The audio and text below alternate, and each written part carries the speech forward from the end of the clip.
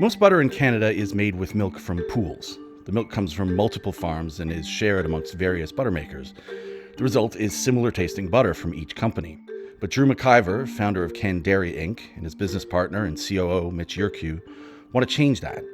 In 2016, they met dairy farmer Bill Van Nes, and the three of them teamed up to produce a European-style single-herd Canadian butter. The result is Emerald Grasslands, a grass-fed organic Jersey butter.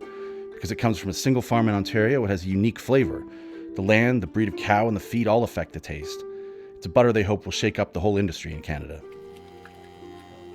If a consumer sits down with our butter, I think the first thing they're going to notice is the color. Our butter's a vibrant yellow color. Jersey specifically don't process beta-carotene, which is an element found in green forage. So it's evidence of these cows being grass-fed. The beta-carotene essentially lives throughout the cow, gets passed into the milk. The milk is even yellow. Jerseys are known to give lots of butter fat. Per gallon of milk, a Jersey will give by far more butter fat, and also more butter fat in relationship to protein, which gives you a creamier butter, gives you creamier cheese. The fat is what you call large fat globules. They're big and they rise to the top quickly, and that's why the butter churns so efficiently. It separates really well. She's all golden.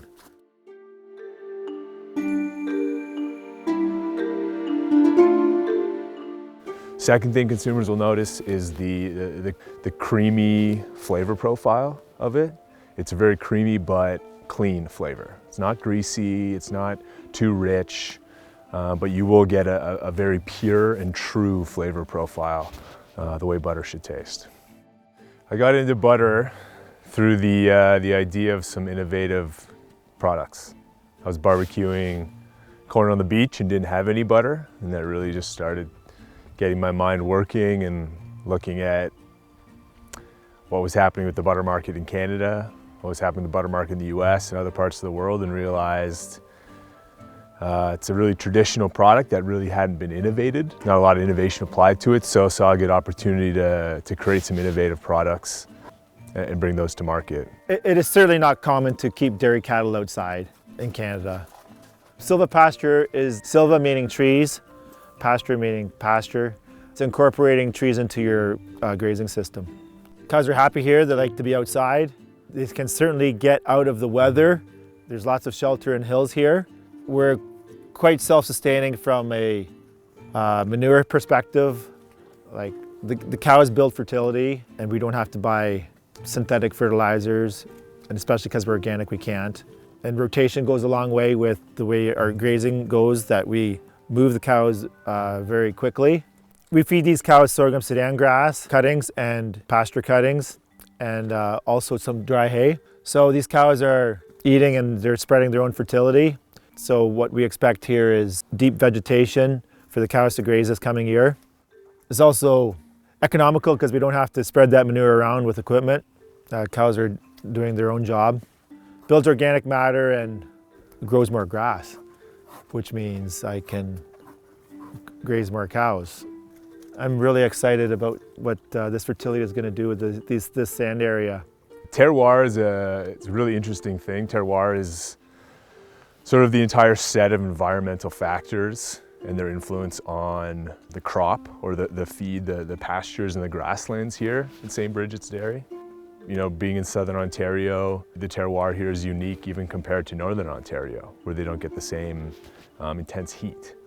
What Bill is working on here at his farm and grazing methods that he's putting in place are actively building soil and pasture health. And we do have a unique terroir here. You know, there's European countries that sit on a very similar line of latitude that we're on here. And if there's a farm here utilizing similar practices that a farm in Europe is utilizing, there's no real reason why we can't get a unique flavor profile that is almost a signature of the land that these cows are grazing here. Chefs are loving the butter from a color perspective, flavor perspective. We've got some of the top restaurants in Canada, like the Buka restaurants at Pearl Morset, Kojin, the Momofuku in Toronto. The chefs are loving it. Color, flavor is a big thing, but also from a technical perspective, the butter is performing really, really well, both for chefs and on the baking side. And the bakery side is a new market we're just starting to explore for 2019, but we're looking at potentially doing some custom formats designed for pastry and baking applications.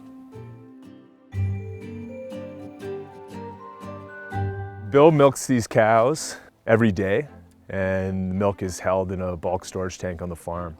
We then have a tanker truck come and load the milk out of the bulk tank in a tanker truck. That tanker truck goes to a co-processing partner where the milk is received, separated into skim milk and cream. We have a really great partnership right now with a co-processor that's utilizing that skim milk, so we don't have any waste throughout the supply chain. He's utilizing the skim into some high protein cheeses. Creates a really good system for us because right now we want to focus on butter as a product line. We do hope to expand in the future, but we get access to this high fat cream, between 40 and 45% butter fat, which then gets transported to Alliston Creamery. Alliston Creamery being the last independent creamery in Ontario, utilizing traditional barrel churning techniques. Alliston receives it, the raw cream, pasteurizes it, then batch churns each batch to 84% butter fat, and it's packed and then immediately warehoused and frozen on site at Alliston. Our goal is to make this an everyday butter for people. Sure, it's a special butter. It performs well technically for chefs and bakers, but our goal is for people to be incorporating Emerald Grasslands into their everyday usage of butter. This butter is not wasted on popcorn. You know, if people are using it as a daily butter, helping us sell more, it's ultimately helping us have more impact, both on the farm level, helping Bill and farmers do what is happening here, the great work that they're doing, but we're also helping from the human health and nutrition aspect. People are incorporating a good nutritious product in their diet, that's a good thing. Right now we pay back 45 cents on every stick of butter that's sold back to the farms. And that premium paid on every piece of butter goes back to support what Bill's doing here. It's not easy what we've done by any means. We've taken a path of resistance, and there's a lot of policy and a lot of regulation to follow in the Canadian dairy industry. And for us to essentially play by the book and abide by those regulations and policy, it's created a lot of work, but it's work that we think is really well justified and worthwhile. And what we hope to do with Bill and other farmers in our network is to actually start quantifiably measuring the organic matter in soil, quantifiably measuring the quality of milk in relation to the farming methods that people like Bill are utilizing. And in 5 years, I hope we're in a position where we can indisputably claim that what we're doing and what people like Bill are doing here truly is better for the environment, the land, the farm, the farmer, the consumer, and essentially everything. You know, we want to be able to really back up what we're doing and the regenerative methods that Bill is utilizing and be able to claim those and essentially make it indisputable.